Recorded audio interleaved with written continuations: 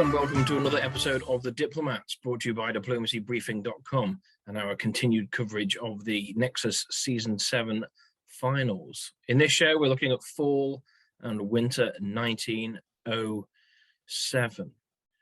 As ever, I'm Wardy, and I'm joined once again by Mr. Eric Grinnell. How are you doing? Hi, everybody. So this is where we left off. You anticipated that fleet in Mao coming down to North Africa to sort of bolster the French line against the Italians and see if they can make a play for Tunis. Piedmont going to Tuscany, more care bearing in the north between France and Germany, and Italy and Turkey both going for Romania, occupied at the moment by Germany, which would result in a beleaguered unit, and Germany picking it up anyway. So let's see just how close you were with your prediction. Fairly close, right? You've got to be quite happy with that.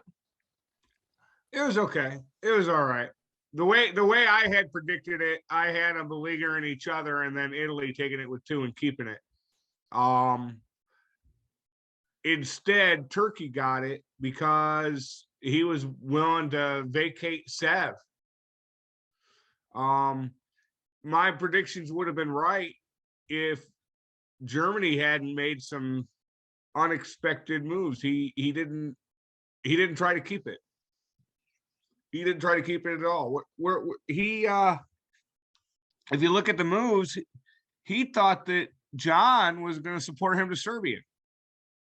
Yeah, that's the only explanation for that, isn't it? Otherwise, yeah, you think he's got support from Turkey because it doesn't do anything else. And maybe Ed didn't think that he was going to get support to Serbia. Perhaps he thought that he was going to lose it no matter what, so he might as well help John take Greece. That's the other alternative. What do you make of Italy here choosing not to put Power 3 on it from and move from Galicia? Cut Ukraine is kind of the same as putting 3 on it if he didn't think that Turkey was going to put 3 on it. So, when you've got these guessing games and you got multiple things that you're trying to assess, you try and figure out how best to use your forces. It's partly tactical, but also partly there's clearly some sort of misdirection going on here. Right? You got to try and understand what's going on and predict what moves are going to happen based on the diplomacy that you have. I think that it's probably very hard for Matt Krill and for Ed to get a real solid beat on exactly what John's going to do and exactly what his moves are going to be. Based on the way we have seen John play this game, I think nailing down exactly how he's going to order all his units is very difficult. Very, very difficult. So elsewhere on the map, well, when I sent you this, screenshot just after the adjudication went through, and the first thing you said to me was advantage Greg. So what were you looking at there? Was it Tunis? I said advantage Greg after I saw the disbands. So let's talk about moves and then talk about builds. Okay. So we don't get Piedmont for either forcing its way or attempting to get into Tuscany here. He just has a poke at Venice. Is that just I have nothing else to do with this unit move because I don't actually want to get into Tuscany in case Venice moves into Piedmont behind me? I just lost my video. Hold on. Okay. So we've got Piedmont taps Venice while Venice supports the fleet Rome up to Tuscany. That feels like a conservative play for me, which, to be fair, is probably compatible with Greg's play. Yeah, I would have liked Matt to cover Tuscany, cut Gulf of Leon, and force Piedmont. But Okay. But just sitting there and supporting yourself doesn't seem to be really worth that much, you know. Tunis wasn't under duress. So he could have done Tunis to West Med, cut support. So unless Greg wanted to let him into West Med, Tyrrhenian Sea would have been safe anyway. So is it possible that this? Excuse me? Is it possible this isn't a real fight? Do Greg and Matt have some sort of arrangement? Greg plays that way. He makes promises and he convinces people, I've got to do this for now, but just give it a couple turns and then we'll be able to do something. So I wouldn't be surprised if a turn or two from now, you see something different going on here. You got to keep in mind what's going on in the back of everybody's mind. This is a time-limited game. This is the end of 1907. There's only 2 game years left. It's time to start making that push. So maybe Greg isn't going very aggressively at Matt because he's got other plans, other options. It's hard to say, but you see Greg sitting there at 9, not making the most aggressive moves he could make against Germany or against Italy. So he's just kind of biding his time. Maybe it's me just becoming cynical and disillusioned, but I feel I can't trust what my eyes are seeing. Like I'm looking at Ruhr and London bouncing power 2 in Holland and thinking that could be trying to sneak in, but that could be. I think that's arranged. I don't know what to believe. Now, one interesting thing I see is this German fleet moving from St. Petersburg North Coast into Norway. Now that gives Ed 3-2 against the North Sea. That could become tricky for Greg here. Definitely. Greg doesn't have the fleets in place to do anything about that now. So, and knowing Ed the way I know Ed and having seen the way he plays, that Ukraine isn't going anywhere anymore. It's not going after anybody. I wouldn't be surprised to see it fall back so that Moscow can go to St. Pete's, and then slide those fleets down so that he doesn't have to worry about where Fleet North Sea might retreat to before he dislodges North Sea. So Ed is really hoping for Greg to get as fully invested into Italy as possible. Yeah. Now, the more I see it, that looks arranged because the Holland thing's arranged because would be the mover, right?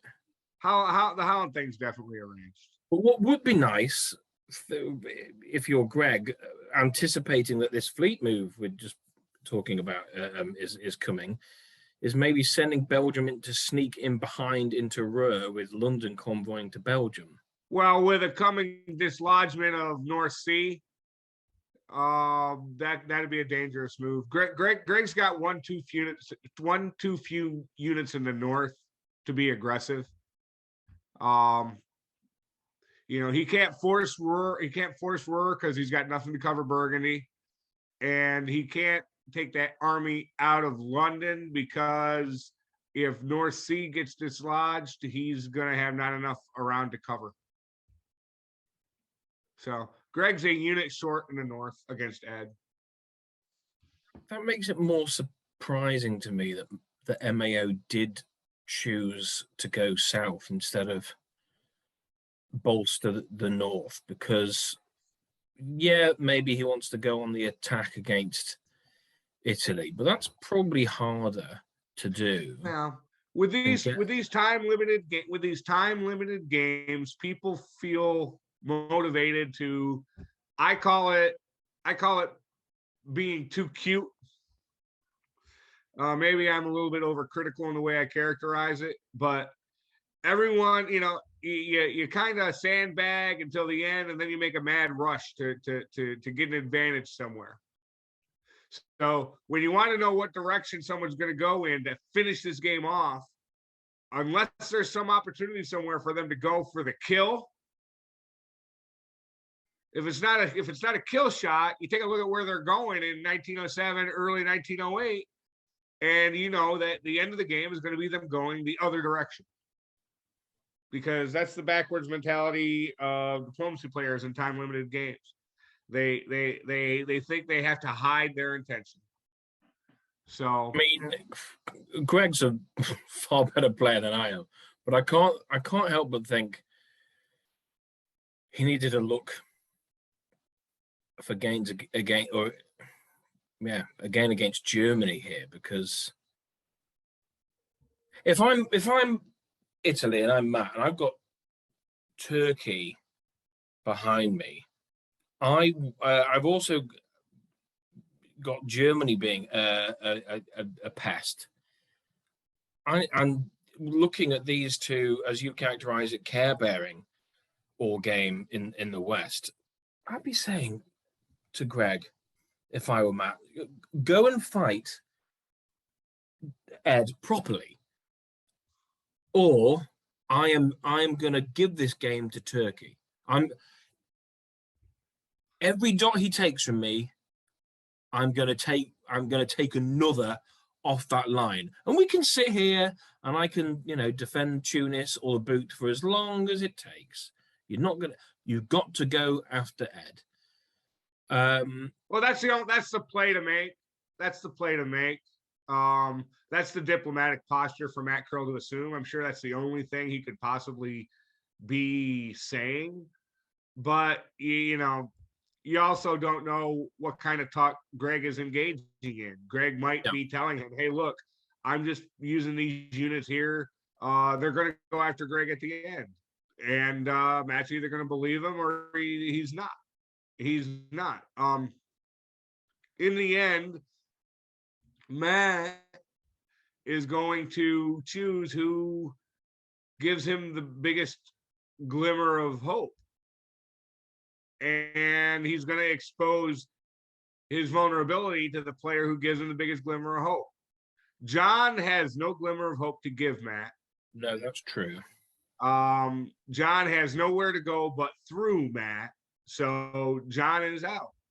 So the only places that Krill have the opportunity to disband from is either Ed's front or Greg's front. And I think it favors Greg, because any unit that Matt would disband from Greg's front keeps Greg honest and has the utility of being able to be used against John, who is a true and definitive aggressor against Matt.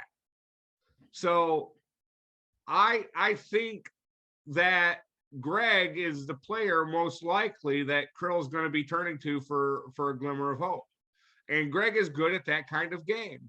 That kind of game of, as I characterized it before, when a normal human being sees a drowning man, he throws that drowning man a rope. And when a diplomacy player sees a drowning man, the diplomacy player sells him air. So Greg is the only one in a real position to be able to sell any hope to Matt whatsoever. But It's kind of And Greg's because fault, though, isn't it? no one Greg else could can give him coach hope it. by going away, because then you can commit units that he doesn't need against France to go and fight Turkey. Greg can't show his hand to Ed too early because Not then, early. you know, There's only 3 but years left. I think that move, that shifting the fleets down to Skagerrak and to Norway, I wouldn't be surprised if that makes Greg realize that he has to act because he is losing his window of opportunity. That edge shift down into Denmark, Skagerrak, Norway that has happened over the course of this year might be enough to wake Greg up. I wouldn't be surprised at all. Might be enough to win the game. Tactically, is there anything else to talk about? I mean, John took Romania by exposing Sev to Ed. And Ed obviously let him get away with it. Whether Ed thought he was cutting Serbia so that John could take Greece, or if Ed thought he was getting Serbia. Either way, John felt that he had Ed sold on a lie enough that he could expose Sev. And the only thing for him to do here is he's taking Rum. He's going to build Khan. And, the thing you do here is you drop an army in Khan or Ankh, and your spring 08 move is going to be a convoy to Sev. So John had some really good diplomacy here. He got exactly what he wanted. He's playing a textbook Turkey coming out of the corner. Every other player around you has to focus his units and his attention somewhere else other than you. So they hope, and you just keep crawling out of the corner like black mold. And John's playing it perfectly. So, is there any way that Italy and Turkey can cooperate here? Well, yeah. If John had a family emergency come up and had to drop out of the game and someone else subbed in, there's a chance that Turkey and Italy could cooperate. So they can't push together against Moscow and Warsaw, for instance. Every time I speak emphatically in this game, these gentlemen prove me wrong. I don't foresee it. I wouldn't bank on it. I would not bank on it. Fair enough. Anything else you want to talk about on this state before we go and have a look at winter? No, I mean, we got to build in a disband, and we're going to see Army Khan. What Italy does with his disband is all about revealing who he's going to hang his hopes on. So we also have a rebuild for Germany. Yeah, Germany should build a fleet, but he's going to build an army instead. So, yeah. And he does indeed. Army Berlin, Army Constantinople, and Italy pulls fleet Tuscany. And that comment you had earlier, this is what I saw when I said advantage Greg. That fleet pull in Tuscany, that basically guarantees Greg that if he wants to go after Italy, he's going to get Tunis before this game ends for sure. However, if he doesn't want to go after Italy, he can use 2 of those fleets now and send them north. So, which is going to free him up to go fight against Ed. And that's why I said advantage Greg at this point. So, Greg is the only player on the board who's really, really making his own decisions at this point. So, Greg selected his power first. So a tie is not good enough for for Greg to win. So he needs to finish one clear,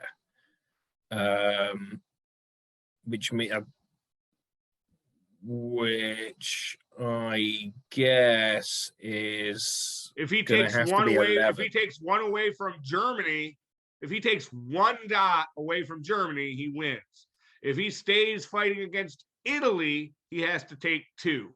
So that probably could factor into Matt Curl's diplomacy as well. Your whole threat of, well, I'm going to sit here and I'm going to hedgehog and you can get stuff from me, but I don't know it's going to be enough. So that gives Matt even more reason to think that he could persuade Greg to pull away from him. So okay, yeah. But honestly, I think Ed's moves are, in terms of sliding down into Denmark and Skag, probably will do more to influence Greg than Matt Curl's sweet promises. So what okay, what if there's another reason here that Greg might be persuaded to go after Ed and not keep pushing against Matt Curl, because he knows he has the ability to keep Matt Curl honest. Because if he pulls those units away from Matt Curl's front, and then Matt Curl continues to push west against Greg, Greg can decommit those units away from Ed's front and go back to defending himself. And Matt Curl's ability to get Marseille or Spain before the end of this game are truly zero. So France and Italy are very, very strong, natural, let's leave each other alone kind of allies, because they call it the Mediterranean Sea, Western Med, Gulf of Leon, Turanian Sea. They call it the Med, but reality is it's the Sahara Desert, because it's a long walk with no dots. Yeah. Okay. So do you think that Greg will finish his game with Tunis? Greg can finish this game with Tunis. If he chooses to finish this game with Tunis, I think that he will probably finish this game with Tunis and no other Italian dots and lose to Ed. Okay. So what is his best chance at a German dot? We're looking at Holland. Holland and Munich are both on the board, because if he's going after Ed, he's not going after Matt Curl anymore, and so they'll eventually be cooperating. Well, so Holland's on the board and Munich is on the board. Depending on how the chaos carries out and how they respond to it, Norway might also be an option. That Army Moscow isn't going to have any ability to influence Barents Sea or Norwegian Sea. It just it's so shifting because there's only 4 powers left. Sorry, Eric. What did you say? I was making the point that because there's only 4 powers left in this game, it's a very fine sort of balancing act. If you make one change over here, it very quickly has an effect elsewhere, and especially with the scores being so close as well. Well, you got a bit of. As long as Turkey thinks he's got a window of opportunity in this game, that will influence everything. Because the 2 most obvious dots that he potentially has a shot at are Serbia and Greece. So if he gets Serbia and Greece, he's at 8, Italy's at 7, right? Germany's still sitting there at 10,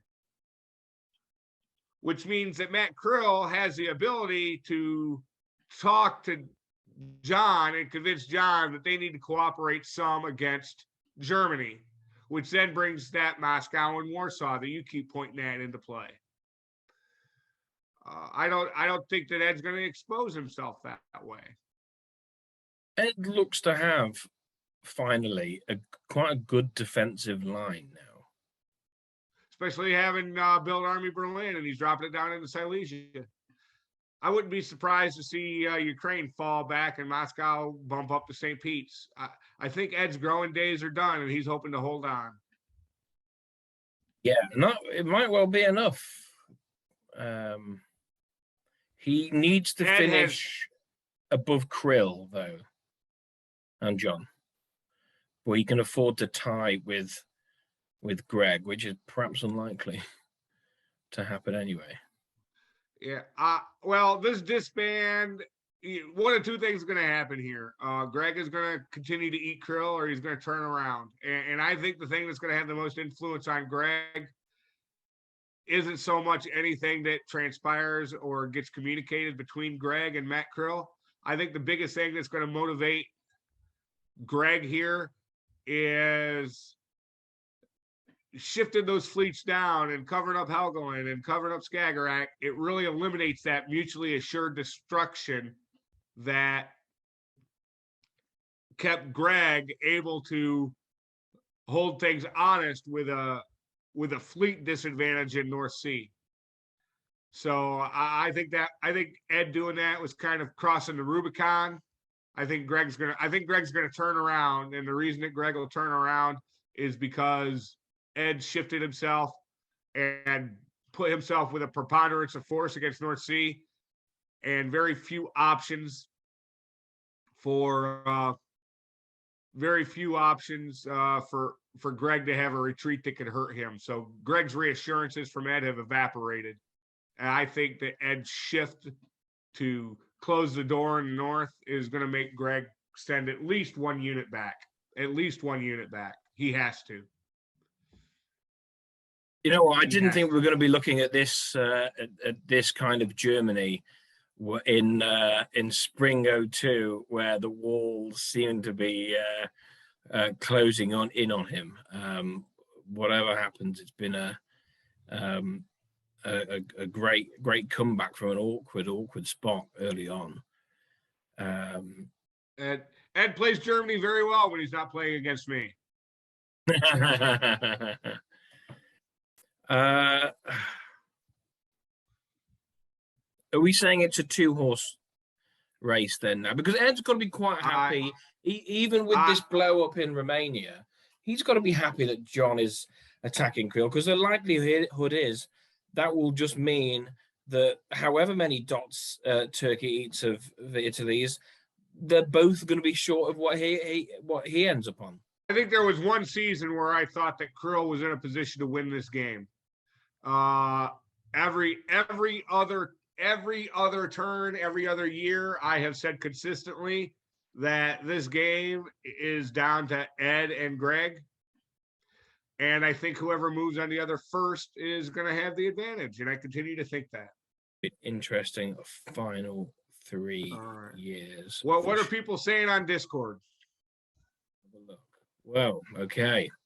Well, first of all, a little reference to a comment that you made in the show when we were joined by Bradley. Riaz says, can anyone recommend sauces that go great with chopped dunce cap? Asking for a friend. You fancy soy sauce? Will that help it? It's not going to happen. It's not going to happen. John's not going to win this game. And at this point,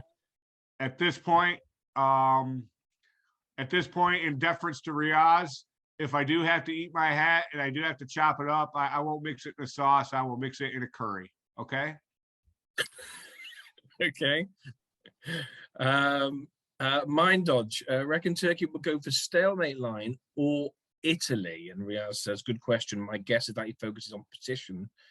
I was going after Italy right now, may throw the game to France. So the suggestion here is that there could be cooperation between Italy and Turkey once more, with Turkey sort of bolstering the line against France instead of eating Italian dots until later, because Matt Krill could just or do the opposite of what I was suggesting, which is throw. I don't think that what Riaz suggests here will be very productive, because we are heading into that end game. And John has played in such a way that Matt Krill is never going to be able to trust John that much. So even if he has the opportunity to go after Greg, he's only going to go after Greg as much as he can, while still leaving enough units in place to keep John honest. And keeping enough units in place to keep John honest will make it completely impossible for Matt Krill to effectively mount a campaign against Greg that has the ability to succeed. I don't think Krill's going to be inviting an earnestly helpful John into Ionian or Tyrrhenian, for instance. I can't see it myself. Nope. Sarah, Lady Razor's art when Ed wins will be worth all the pain Ed's been put through. And Lady Razor said it all comes from a place of love and mockery. So yeah, I mean, he does get some stick, does poor Ed, with baring his bottom and wearing negligees and all this, and it's quite unseemly, isn't it? Say that again. I said it's quite unseemly, isn't it? But rather, I'm gonna have to burn off my retinas. But the if he does win, there's got to be some serious sucking up gonna happen. Well, apologetic and I tend to view things through some very selfish lenses, and if Ed wins, I'm gonna look like quite a fool because I've been very critical of him all game. At least you don't have to eat your dunce hat. Sabi was suggesting that Krill should disband Fleet Tuscany sorry. Sabi is saying that disbanding Fleet Tuscany is a throw to France. That seems quite I'm sick strong. of agreeing with Sabi. I need to read the comments before I do my commentary just to make sure that I don't agree with Sabi. I'm sick of agreeing with Sabi. That seems strong to me. I don't know if it's a throw. I think it's probably. Well, it's what I it's said. Beneficial to France. It's advantage France. Although Superstition points out that Germany was throwing to France before it was cool.